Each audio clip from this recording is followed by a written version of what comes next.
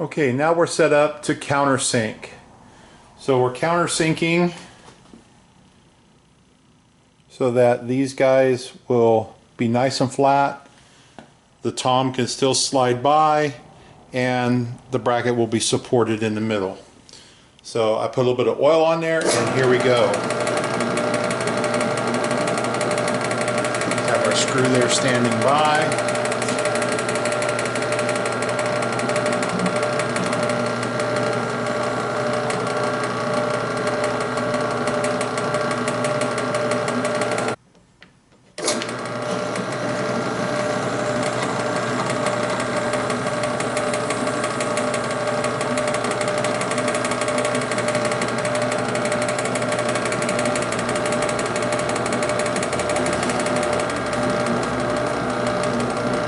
Now we're going to test it, make sure it fits.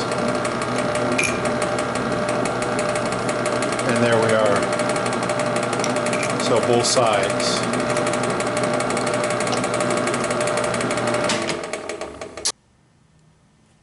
Alright, we finished both countersinks and we changed our bit to the 3/8 inch for the through hole that goes into the coupling nut in the stand. So now we're going to do that.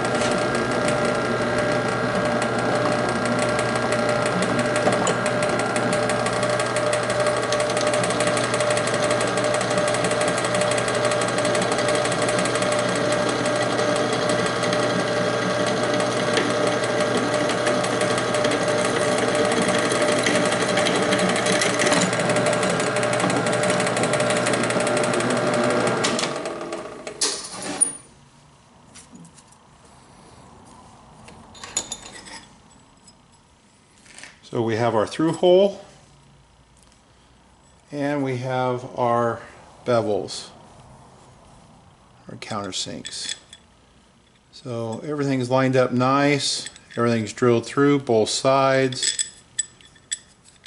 So now I'll take the deburr tool and deburr these and clean it up a little bit.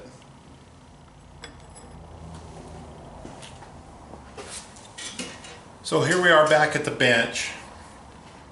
The countersink was giving me a little bit of a pain in the butt, but we got it going. So anyway,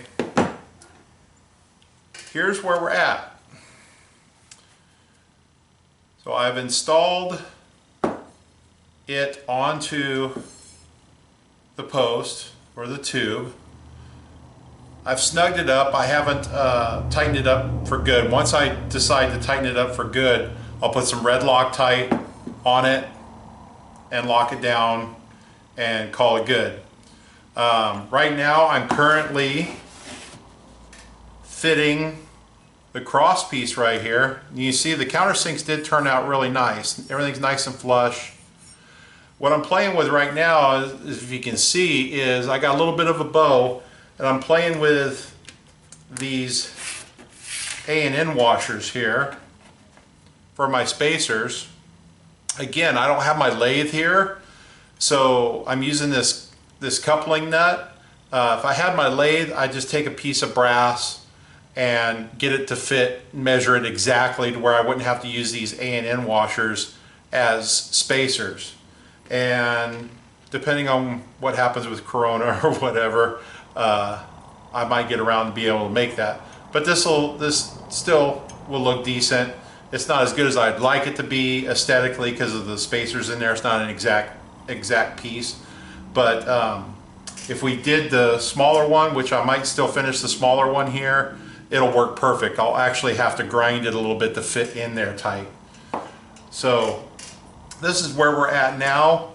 It's all together. So now what I'll do with it all together is I'll actually take and I'll go ahead and cut right above my arch, cut through, get rid of this top piece, and then I'll put this on my belt sander, nice and flat at a 90° on the bed of the belt sander, and sit there and sand my arch and get everything that way.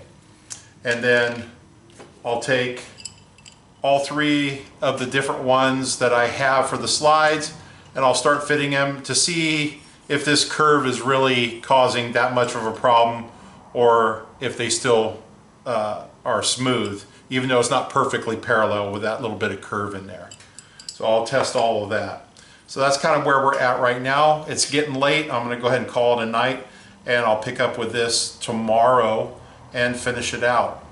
But that's where we're at tonight. Here and here. And like I said, tomorrow we'll finish up those cuts and those grinds, and then we'll move on to what we want to do with the rubber bumper, if we want to do something here.